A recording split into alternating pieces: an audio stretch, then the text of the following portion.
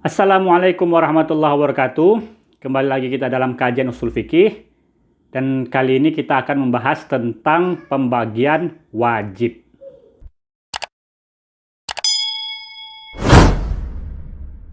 Innal hamdalillah nahmaduhu wa nusalli ala Rasulillah wa ala alihi wa man walah. Amma ba'd.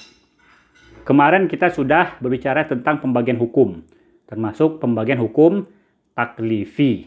Nah, sekarang kita akan membahas pembagian dari wajib. Wajib secara bahasa bermakna sabit, tetap, atau sakit, jatuh, terbenam. Secara istilah, wajib bermakna sesuatu yang dipuji syariat melakukannya dan tercela meninggalkannya. Adapun hukum wajib, yaitu berpahala mengerjakannya dan berdosa meninggalkannya, dan dihukumi kafir bila mengingkarinya jika dalil penetapan wajib tersebut dengan dalil yang qat'i, seperti sholat 5 waktu. Nah, lalu apa perbedaan wajib dan fardu? Bagi jumhur ulama, bahwa wajib dan fardu adalah sama. Jadi tidak ada perbedaan antara wajib dan fardu. Sementara Hanafiyah membedakan antara fardu dan wajib. Fardu bagi mereka adalah yang ditetapkan dengan dalil qat'i, seperti sholat atau rukun Islam yang lainnya. Sementara wajib bagi mereka adalah yang ditetapkan dengan dalil zonni. Nah, apa itu dalil qat'i? Dalil qat'i adalah dalil yang maknanya jelas, terang, dan tidak ada pemahaman lain kecuali satu pemahaman saja. Nah, sementara zonni adalah dalil yang memiliki beberapa pemahaman makna. Seperti pemahaman misalnya, berapa banyak kepala yang wajib dibasuh ketika berwudu. Nah, itu kan terdapat beberapa pemahaman. Nah, sementara kewajiban sholat tadi itu sudah qat'i, sudah pasti, sudah jelas. Nah, lalu kita masuk kepada pembagian wajib. Wajib ini banyak pembagiannya. Nah, wajib terbagi kepada 4. Dan masing-masing terbagi lagi nanti. Yang pertama adalah pembagian wajib berdasarkan waktu pelaksanaannya. Pembagian wajib berdasarkan waktu pelaksanaannya. Terbagi kepada 2. Yang pertama, wajib mutlak. Apa itu? Kewajiban yang tidak ditentukan waktu pelaksanaannya. Seperti nazar, misalnya. Maka yang bernazar terserah kapan mau melaksanakannya. Tidak ada terikat waktu seperti sholat. Kapan saja dia bisa melakukan nazar, terserah dia mau kapan dia melakukan nazarnya. Kecualilah kalau dia bernazar misalnya dengan menentukan waktunya. Saya bernazar memberi sedekah pada bulan Syawal. Maka dia terikat dengan waktu. Atau contoh lain, kafaroh. Sanksi bagi orang yang melanggar sumpah. Maka sanksinya adalah dia memberi makan 10 orang miskin. Nah, kapan itu dilakukannya? Terserah dia. Tidak ada waktu tertentu. Yang terpenting dia melaksanakannya. Kemudian yang kedua adalah wajib muaqqat, yaitu kewajiban yang ditentukan waktu pelaksanaannya, seperti sholat, haji, puasa Ramadan, dan lain sebagainya. Kewajiban ini ditentukan waktunya. Hukumnya, bila melaksanakan sebelum waktunya, maka tidak sah. Jika dilakukan sesudah waktunya, maka itu namanya qadha. Wajib muaqqat ini terbagi lagi kepada 2. Yang pertama namanya wajib muwassa', lapang. Yaitu waktu yang disediakan lebih banyak dibandingkan waktu untuk pelaksanaan. Seperti sholat misalnya. Waktu sholat lebih luang dibandingkan pekerjaan sholat itu sendiri. sholat dapat dilaksanakan baik di awal, di pertengahan, maupun di akhir. Nah, jadi waktunya lapang. Tapi di awal lebih utama. Kedua, wajib mudhayyak, sempit. Yaitu waktu yang disediakan sama banyaknya dengan waktu pelaksanaan. Seperti puasa Ramadan. Antara puasa dan waktu yang disediakan sama banyaknya. Jadi tidak bisa diakhirkan. Antara waktu dan pelaksanaannya sama. Nah, dan wajib muwasak bisa berubah dia kepada wajib mudhayyak. Misalnya, jika seseorang yakin jika hidupnya tidak akan sampai jam 2 misalnya, maka dia wajib melaksanakan sholat zuhur sebelum jam 2 dan haram menundanya. Atau seseorang yang akan dihukum mati, maka tidak boleh menunda kewajibannya. Atau wanita yang yakin akan haid, maka jangan dia menunda sholatnya. Nah, itu dia awalnya dia muasa, tapi dia menjadi mudhayyak waktunya. Kemudian pembagian wajib yang kedua adalah wajib berdasarkan orang yang mengerjakannya. Ini terbagi kepada dua juga. Yang pertama wajib ain atau fardu ain. Yaitu kewajiban yang harus dilaksanakan oleh orang per orang. Seperti kewajiban sholat atau puasa Ramadan yang mesti dilakukan orang per orang. Jika tidak, ya berdosa. Pertanyaannya, apakah wajib ain ini bisa nggak digantikan oleh orang lain? Bisa nggak yang kewajiban orang per orang tadi digantikan dengan orang lain? Maka yang pertama, jika berkaitan dengan kewajiban harta, maka boleh. Seperti misalnya mengembalikan barang curian atau membayar hutang. Dia punya hutang, tapi nanti dibayarkan oleh misalnya anaknya, maka itu boleh. Kedua, jika berkaitan ibadah badaniyah, maka tidak boleh. Seperti sholat, puasa. Ini tak boleh digantikan oleh orang lain. Maka orang per orang tersebutlah. Yang ketiga, jika berkaitan dengan badaniyah dan maliyah, disertai dengan uzur, maka boleh. Seperti haji. Bisa nggak haji yang melaksanakannya orang lain? Maka ini boleh. Walaupun Malikiyah mengatakan tidak boleh. Tapi jumhur ulama mengatakan boleh jika uzur. Dan itu ada hadisnya. Kemudian pembagian yang kedua dari kewajiban berdasarkan orang yang mengerjakannya adalah wajib kifayah. Atau kita sebut dengan fardu kifayah. Yaitu kewajiban yang apabila sudah dilakukan oleh orang lain, maka sudah mencukupi bagi yang lain. Jadi kalau sudah ada orang yang melaksanakannya, maka tidak berdosa bagi yang tidak melakukannya. Seperti memandikan, mengkafani, menyolati, dan menguburkan mayit.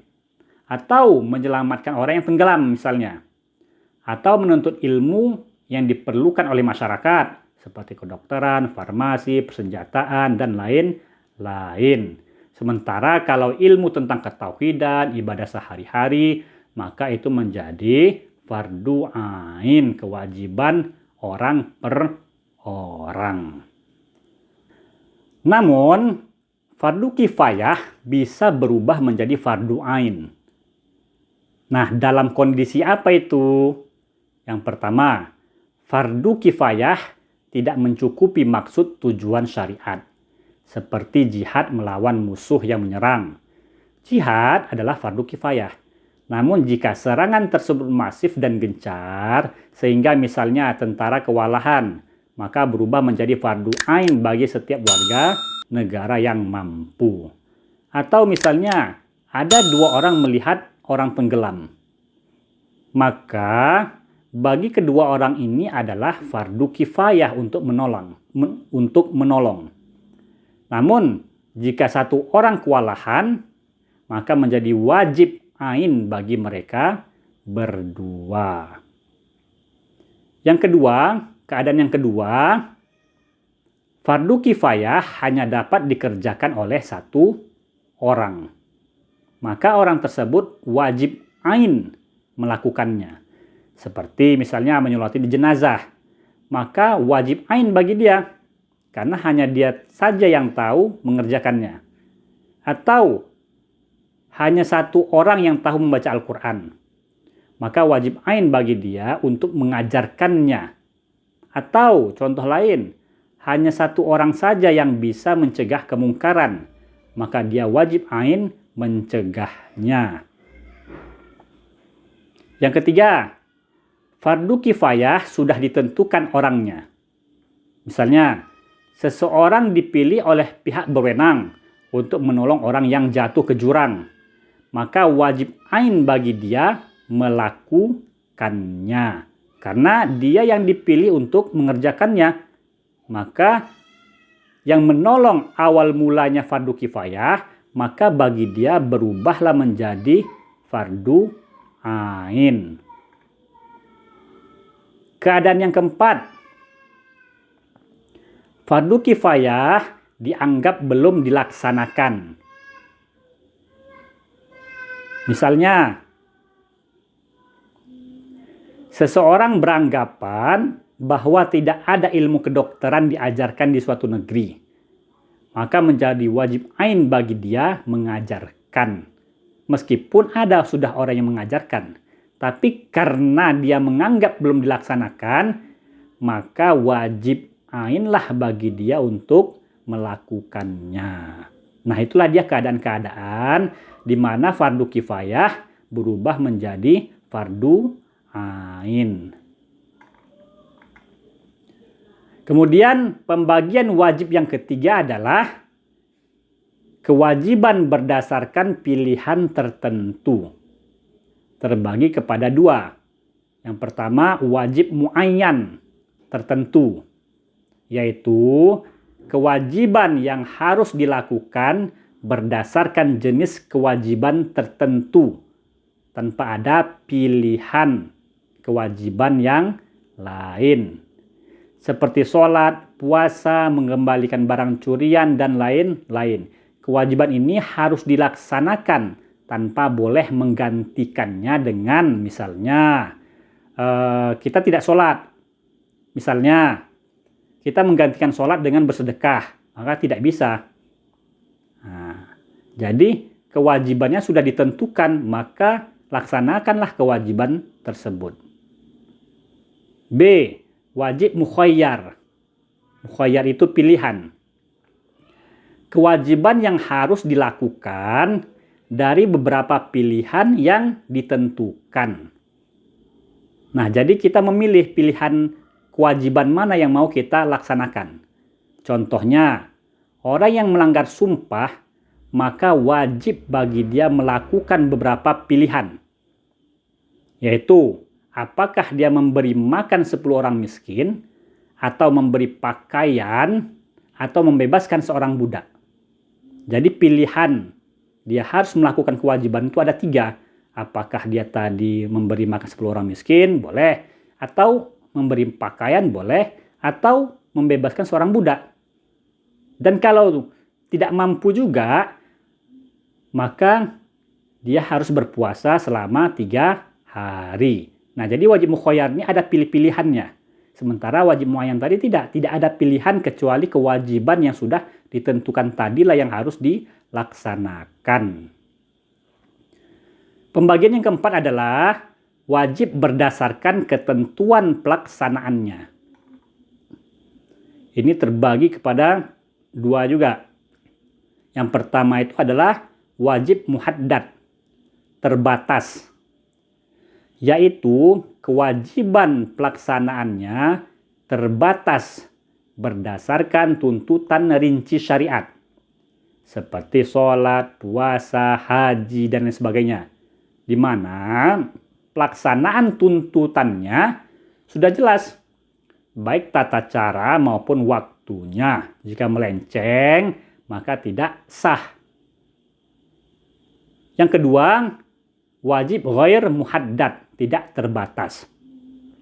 Yaitu kewajiban yang tata cara pelaksanaannya tidak dibatasin. Misalnya, kewajiban berbakti kepada orang tua, memberi makan orang kelaparan, maka tidak ada rincian tata cara. Misalnya berbakti kepada orang tua itu bagaimana? Terserah, yang penting tujuannya tercapai. Mungkin bisa saja di Indonesia berbakti kepada orang tua itu berbeda dengan berbakti kepada orang tua mungkin di masyarakat Eropa misalnya. Yang terpenting berbakti kepada orang tua. Nah, jadi rinciannya tidak dijelaskan secara gamblang oleh syariat. Yang terpenting tujuannya tercapai. Nah, itulah dia pembagian dari wajib. Sebagai tambahan, mungkin kita pernah mendengar kata-kata ada. Sholat adaan lillahi ta'ala. Atau i'adah. Atau qadha dan takjil. Nah, ada adalah melakukan ibadah pada waktu yang sudah ditentukan. Makanya adaan lillahi ta'ala, tunai. Jadi pada waktu yang sudah kita tentukan itu namanya ada.